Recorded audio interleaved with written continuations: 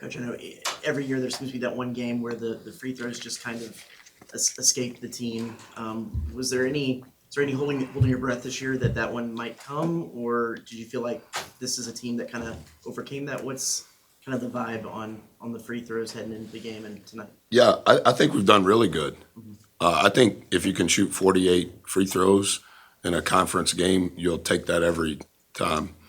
Tonight was our 11th high major game, and in the first 10, we shot 75% from the free throw line, with statistically speaking, the two worst being Jace and Gochi. I didn't think Jace was great tonight, but it's a career high for Gochi no matter where he's been.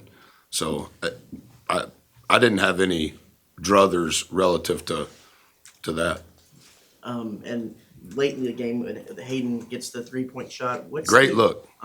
Is there a conversation in that scenario where you're down 3, you're at that time of where you take a 2 or take a 3? What's Yes. kind of that conversation? Yeah, it depends on are we in the single bonus or the double bonus. It depends on exactly how much time is left because it was short clock for the game, not for the possession.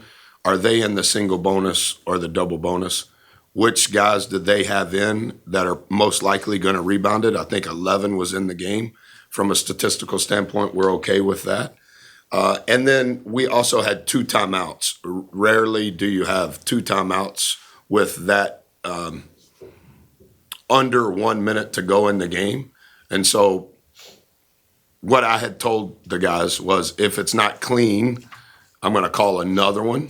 And we call that Van Alstyne. That's the community where I'm from. Van Alstyne means I want you to do exactly what I've asked you to do, but I have the trump card on a timeout. But I thought that was a great look. They are one of the bigger teams in the SEC, but Henry had a double-double. Payne went for 23 and 9. How impressed were you with your low post game? Yeah, I think that if there was a lever that was dictating the game in a 2-possession game is going into today's game, we were number 1 in the country in offensive rebound percentage, and we didn't meet our average.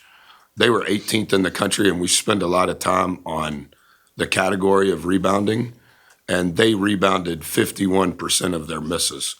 So it's almost an anomaly, I think, that we shot more balls than they did and shot more free throws. But when they shot and missed, they got every other one back. And so I think that would be the thing that I would point to. We played with a low turnover rate again, which is positive. But we didn't finish enough possessions with a defensive rebound. And I think that's why we were low on turkeys. We held them below their 10 high major game statistical field goal percentage averages, which is positive. And we still shot more balls and more free throws, but we gave them too many extra possessions. Last week, Hayden, you said his performance was gutsy, and then he's got a lot of guts. Is this the best and most confident you've seen him play? I do think that throughout the season, if you really looked at his numbers in the 11 high major games, including tonight would be the best. But I think his game, so to say, is probably not stats in regards to how he impacts us. I do think he's playing with a high level of confidence. I don't think his stats necessarily speak to in those games that he's been superlative. But from an analytical standpoint, if you look at our best 3-man groups, our best 4-man groups, our best 5-man groups, even though statistically you wouldn't think he would be in that mix, he is, and I think a lot of that is the confidence that he plays with. But I think he does a lot of things that are not statistically evident, not just offensively, but defensively as well. Something that Nato had said coming into tonight was that the outcome of the game might have a lot to say about the way the SEC shakes out and all said and done. Do you think that there was similar implications there tonight, or not really this early in? I didn't hear what Coach said, and if Coach said it, then I respect what he had to say. He also said that he gave a lot of praise to how Zurich kind of filled Wade's role today. How do you think he's really stepped up? I obviously took it pretty hard after the loss, but what were your words to him after this game? I try to address our guys collectively as much as possible. I have great admiration for the fight that they're playing with, the cohesiveness that they're playing with, the togetherness, the never give up. I don't think it's just Zoo. I think it's our group. And I have unquantifiable love for who they are because I think it's really easy down 18 with 17 minutes to play, down 15 at whatever it was today, and just kind of hang around, even though odds say everything is against you. That's not to take away from Zoo's talent or Gochi's talent or Henry's play tonight or H's confidence. I think it's just it's almost invisible. And we've played 1 week and there's 9 more weeks to go. And it just so happened that this week it's Wednesday, Saturday. And next week it's going to be Tuesday, Saturday. And the next week it's going to be Wednesday, Saturday. And the next week it's going to be Tuesday, Saturday. There's a lot of flipping on weekday games for the Aggies this year. And so I think the most important thing I can do is try to figure out how I can help our guys before the sun comes up tomorrow when we have to figure out how to play another top 10 team at their place.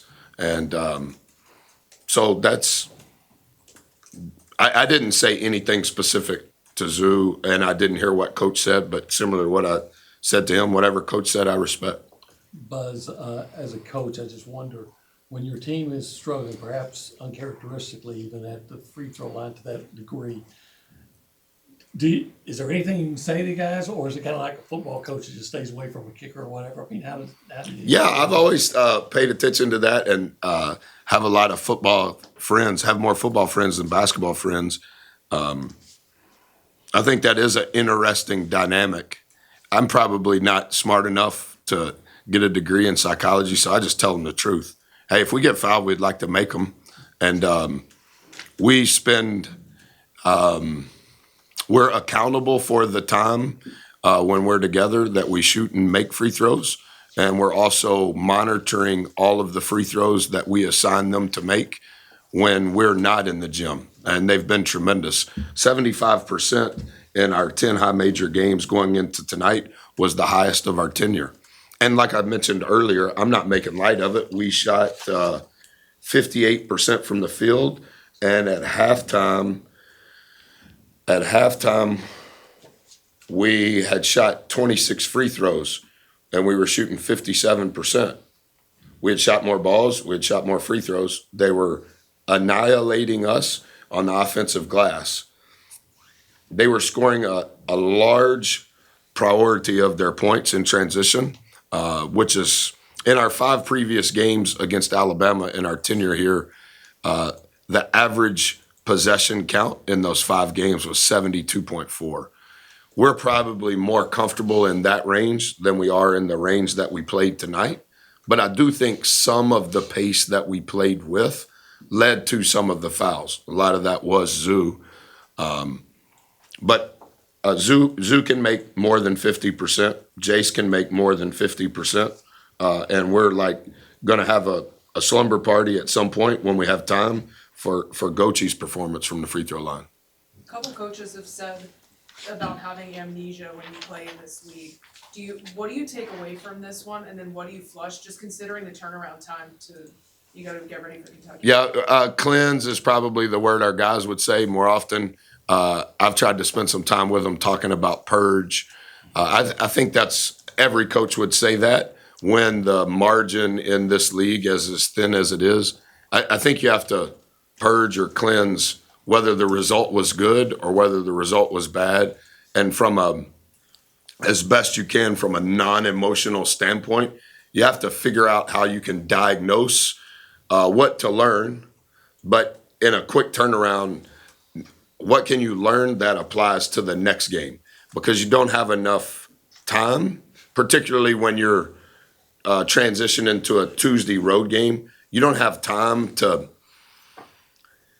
on Sunday to give all of it to tonight's game and then do all of the things required for the game on Tuesday, on Monday. That's too much content, I think, for a team. And so we try to purge, good or bad, but then we try to only take translatable learning information to the next game. And then the things that don't translate, we kind of sprinkle that in when we have more than one day of work prior to the game. Does it get frustrating as a coach when there are 58 foul calls and it seems like every time somebody goes up and down the court, there's a whistle getting blown?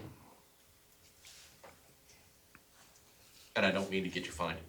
Yeah, I think there's a lot of people that probably evaluate those things, and they've never asked me to be on any of those committees. So I still have 3 kids that are going to be in college or currently in college, and so I'm just going to stay away. Seemed like some of the best spurts y'all had were after, they seemed like they were finding their rhythm and stretched it out, but then y'all countered quickly, Zurich driving quickly. Just what did you maybe attribute to some of those late second half runs where y'all were able to get back into striking distance?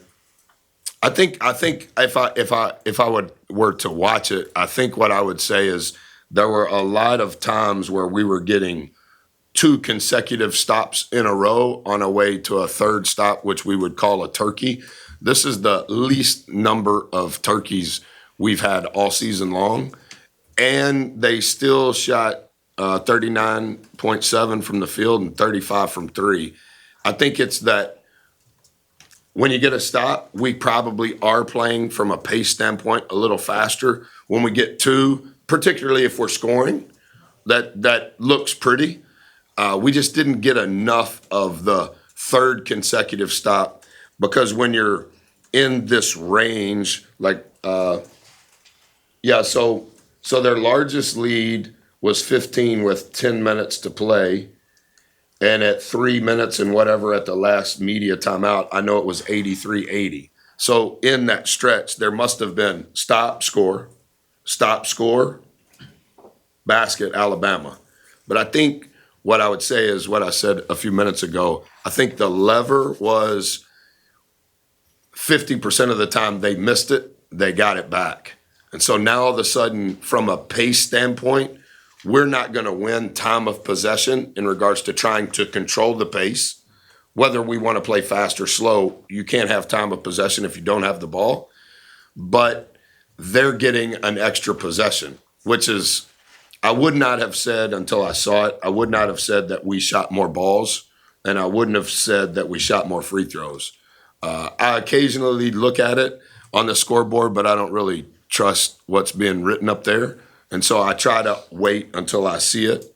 And so I think that was the lever, is our defensive rebounding percentage was the worst of the year, which is a portion of why we only had 2 turkeys. What kind of challenges does Alabama present with their size and guys like Amori and Nelson and their size in the paint? What kind of challenges do they get with that? Yeah, I don't know any of their names. I know all of their numbers. I think they have multiple NBA players that start and come off the bench. I think their head coach is a future NBA head coach. I think they play with great pace. I think they play with near perfect space relative to the college three-point line. And analytically, it's Daryl Morey original Moneyball. They are number 1 in the country in college in the least amount of twos that would be considered wood twos, 7%. And the other 93% is in the charge circle or 3. Against South Carolina, they scored 26 baskets, 52 out of their 88 were in the charge circle. Apologies for having to ask, but is there any timetable on Wade? Okay, that's a wrap.